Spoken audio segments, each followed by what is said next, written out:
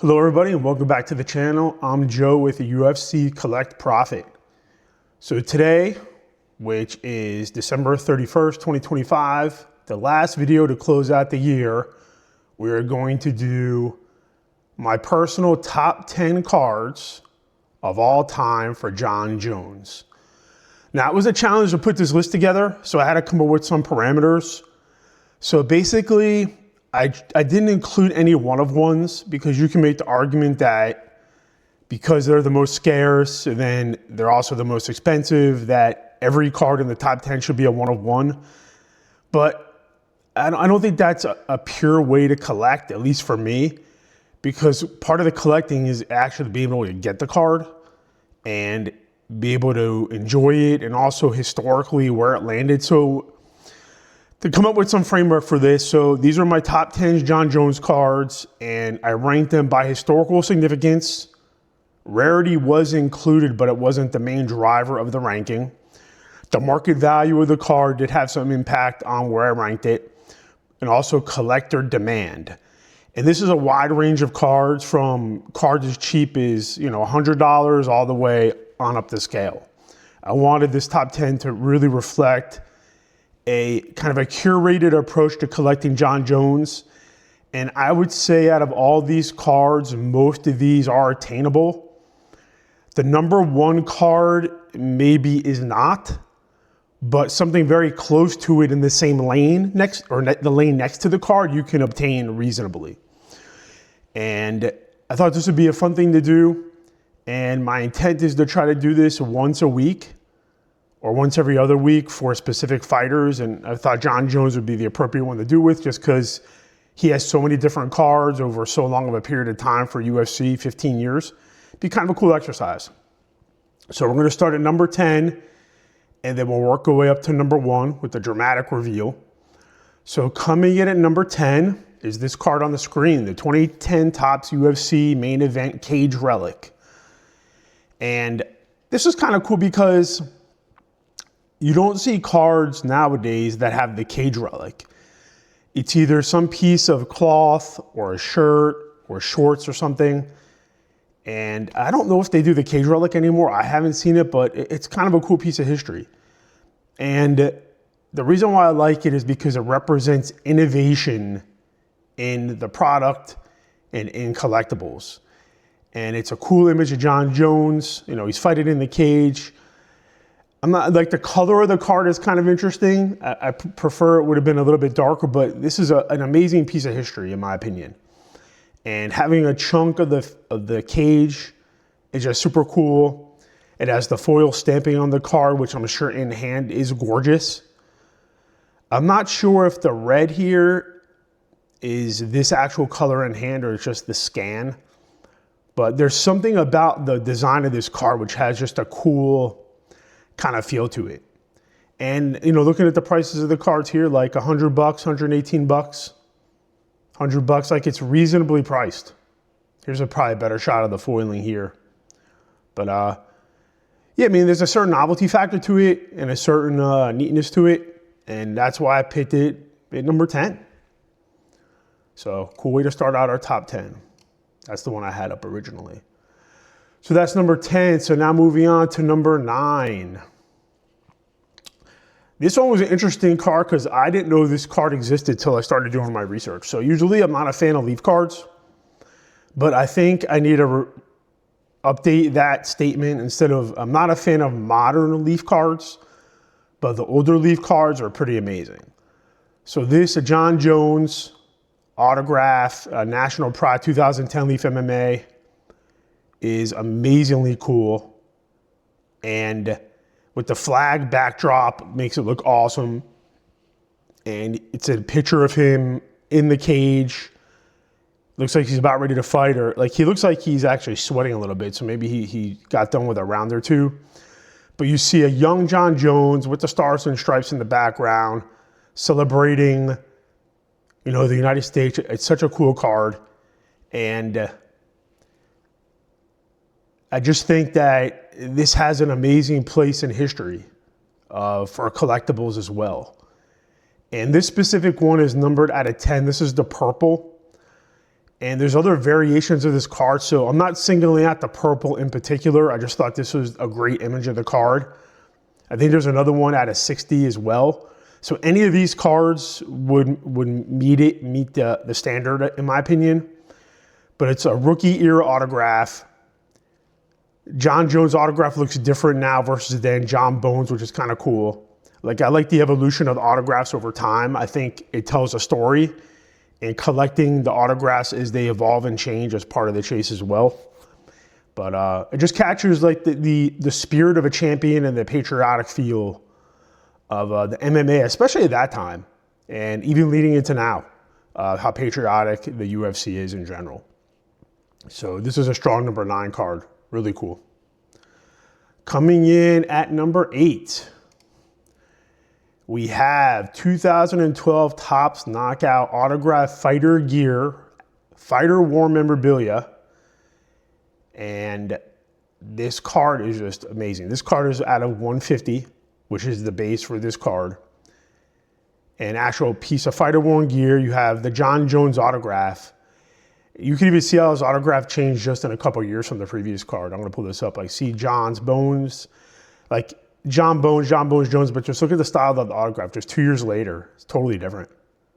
So it's kind of interesting. But anyway, back to this card.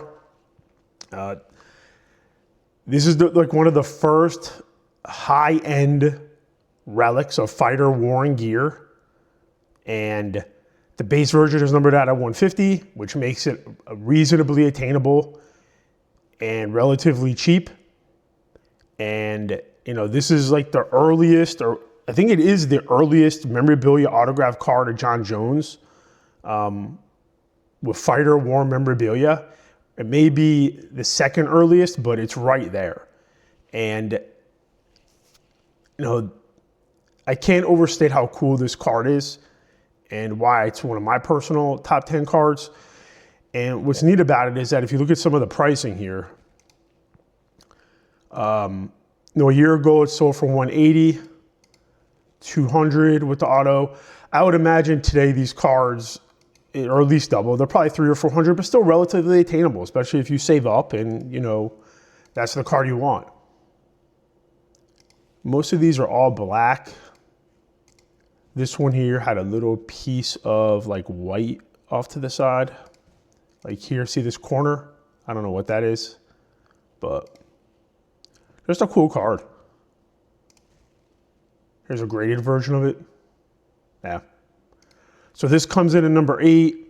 Again, just a key piece of history and a young Jon Jones sitting there with a menacing glare, hands up, ready to go to battle.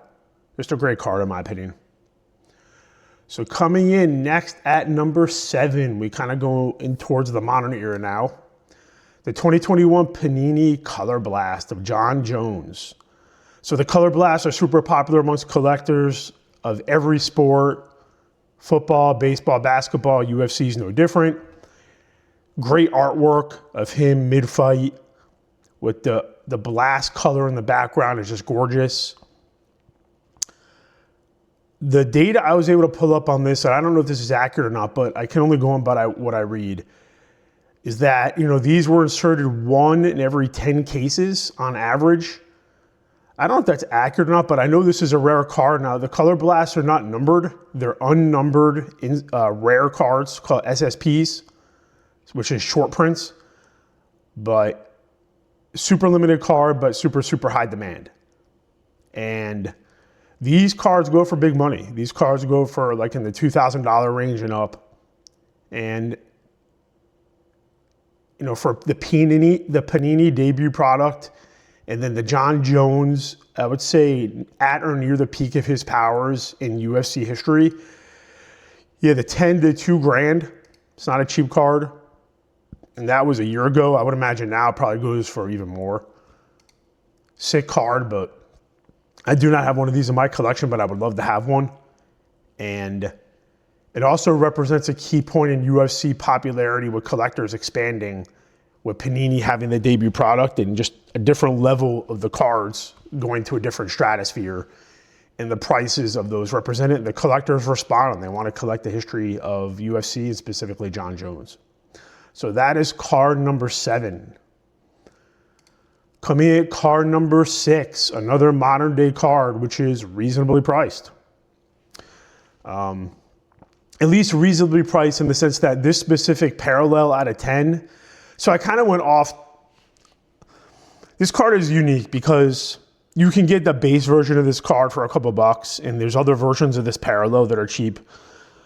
But, you know, this list has to be kind of tailored to the way the market also is responding. So the gold of 10 prisms across any sport, basketball being the main driver, but the 10 prisms, golds, are the gold standard of prism serials. And that's why I specifically picked this one.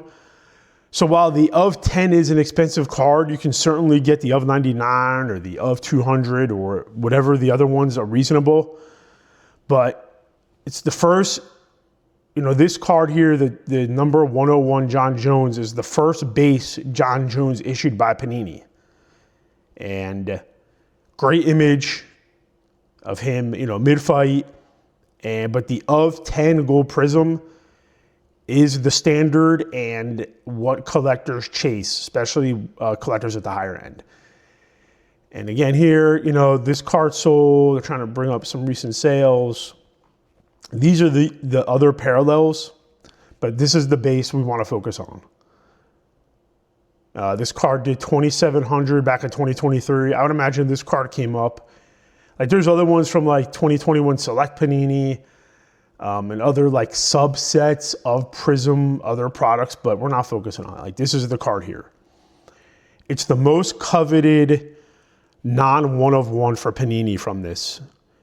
And they fetch big money. And it's just when you take the combination of the low print run out of 10, the brand recognition of Panini, and the level of clout that collectors place on these gold prisms, because there's only 10, it makes the card special. It's the GOAT status of prism collecting, which represents kind of Jon Jones as the GOAT status, or one of the GOATs of UFC. So it deserved to be on the list. Coming in at number 5, 2021 Topps UFC Finest Feuds autograph, Jon Jones, Rashad Evans. This card is stunning, and this particular one is out of 25, and I believe the rivals were all numbered out of 25. And this commemorates the UFC 145 title fight.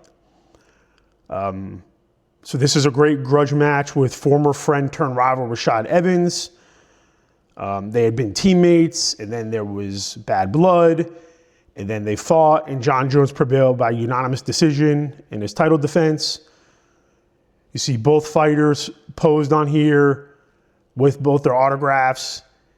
And even though it's sticker autographs, it doesn't even matter for this card. It's because this card is just stunningly gorgeous with the foil and the design. It has like the rock or the ground cracking in the background, which represents like the stress of the rival and how intense it was at the time. And this card is expensive, but it's not crazily expensive. So the last one did $1,425 for a card out of 25, which represents an iconic moment in UFC history. I think it's fairly priced, in my opinion. It's just a card you don't see come up that often. I know for me, I'm adding this to my watch list because I want to add this card to my collection. And that's what makes UFC even more fun to collect, is that these UFC fighters, they don't fight that much. So even if they fight 30 times, to try to get a card or a collectible that captures the essence of the fight is an attainable goal for a collector. Like to try to do something like that for, say, another sport. So take Michael Jordan, for example. I mean, I don't know how many games Michael Jordan played in his career, but if there's 82 games in a season and he, you know, had a 13 or 14-year career, let's just say he played 1,200 games, like to try to collect 1,200 collectibles for each individual game, like I don't even think that's practically possible. But to try to get 30 cool collectibles or 40 cool collectibles for UFC fights, if you want to focus on Jon Jones or it's Khabib or Conor McGregor, like that's practical and that's doable and it's cool. And this is just a sick card, in my opinion. definitely worthy being in the top 5 and something I want to add to my collection. Coming in at number 4 is the 2012 UFC Thoughts from the Boss dual autograph Jon Jones Dana White. I wish I had a better picture, but this is the particular one I want to pull up. It's the unique brand for UFC. You don't see this really in other sports, where it's kind of the leader of the company and then the fighters that he represents or promotes or is leading in the company. And the Thoughts from the Boss inserts still are relevant today in 2025 as they were in 2012. And just a cool card. And collectors love this stuff. And you have both their signatures on the card, which makes it cool. There's a novelty factor for this card. How much of an icon Dana White is in the UFC community, and how a fighter that Jon Jones is. Just makes it a cool card. And these Thoughts from the Boss fetch big money, especially the one-of-ones of these. But this isn't so much about the one-of-one. It's about this particular 2012 UFC Jon Jones Dana White card. And if I'm not mistaken, and I read this online, and if it's incorrect, I apologize. But the way I understand it, reading the history around this time, is that the UFC 151 event was canceled, and there was supposed to be a last-minute opponent change for the fight. Jon Jones declined that change, and then Dana White canceled the card. And this, I guess, card represents a moment in time where the relationship was kind of fractured a little bit. And I would say their relationship now isn't all that great, leading in 2025, leading into the White House event that's supposed to happen in June, and whether Jon Jones is going to be on the card or not, or he's going to fight anybody. So the relationship of these two individuals on the card also makes the card fascinating from a historical point of view. But definitely a cool card coming in at number 4. Now we go to the top 3. Coming in at number 3, the 2011 Topps UFC Moment of Truth dual autograph matte relic with Anderson Silva and Jon Jones, each side of the card. This card's numbered out of 25. 2 UFC legends from event use fight matte relic. And this was a dream matchup that obviously never transpired and never happened. But this card is amazing. I want to add this card to my collection. I wish I could go out and just buy it today. So this card contains an actual piece of matte from UFC 126, which took place in February 2011. And while both Silva and Jones fought at that event, they did not fight each other. So again, the relic, the timing, the story of the card makes the card more interesting. It makes it more special. It makes it more interesting. Super hard card to get. It doesn't pop up all that often. This card, I think, sold for $1,500 or $1,600. It got big money. But you have, I like, you take like the other card, the Rashad and the Jones, where the image and the auto were both on the same side of the card. I think there's something cool about this being one side and the other, where you're flipping the card over and seeing it. It kind of reminds me a little bit of, again, like to bring a parallel to another sport, there are some amazing Topps Finest basketball cards where you have Michael Jordan on one side and Kobe Bryant on the other.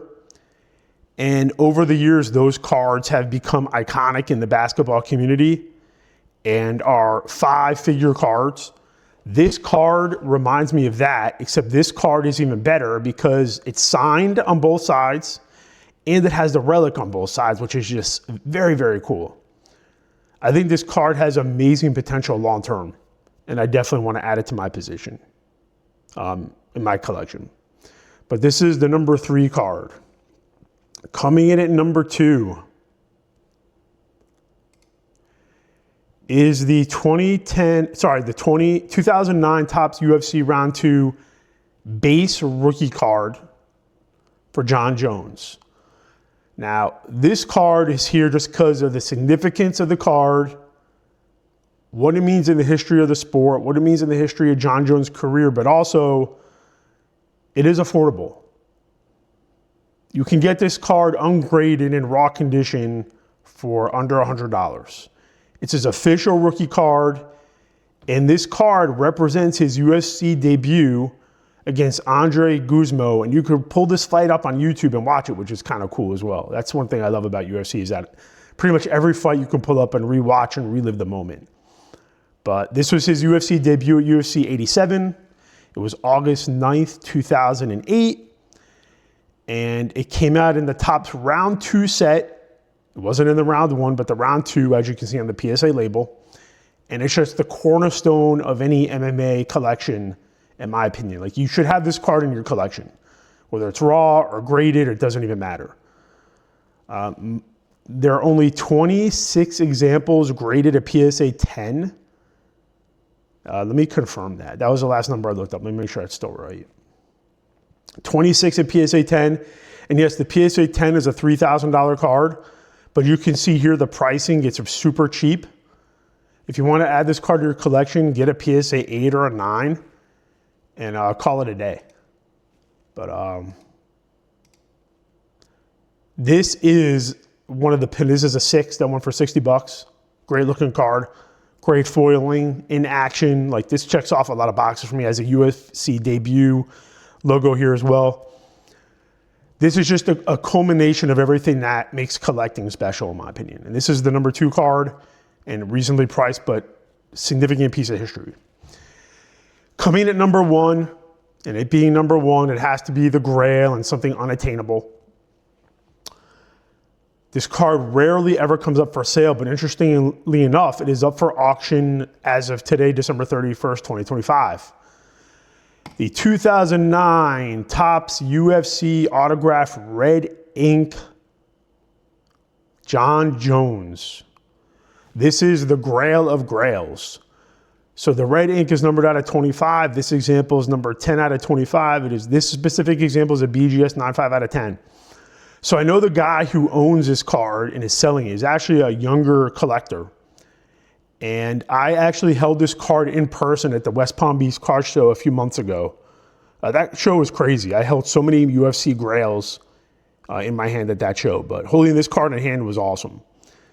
And it was funny because I kind of joked around with him about buying the card, and we went back and forth about pricing. I don't even remember what the number was at, but it's going to be fascinating to see where this card lands. I've heard prices as high as $50,000. I've heard some as low as $20,000. This auction ends in 3 days and 11 hours. It ends on Saturday, January 3rd. It's interesting. If I was going to auction this card, I probably would have waited till February or March. I think auctioning it at the beginning of January is too soon. I think you could have got more money if you waited. Just because UFC events are going to start kicking up at the end of January. There's more fervor, more interest. And I think the timing of this is a little off, but I want to read some of the description here. Let me see. Red Ink Premium, Topps UFC Collectibles, Red Ink Collectible. He signed his name as Jon Bones Jones. Light heavyweight champion. We know all this stuff. Card is great condition.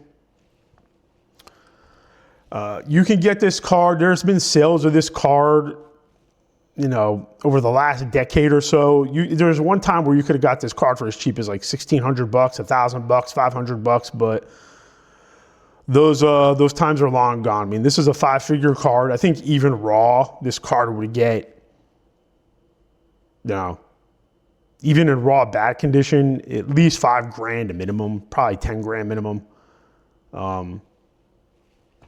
But this is just a young Jon Jones, not knowing where his career is going to end up and not knowing yet he's going to be one of the greatest fighters of all time. And the red ink is just gorgeous. And it is a sticker autograph, even though the way that they scanned this, because they did such a good job with the scan, you can't tell.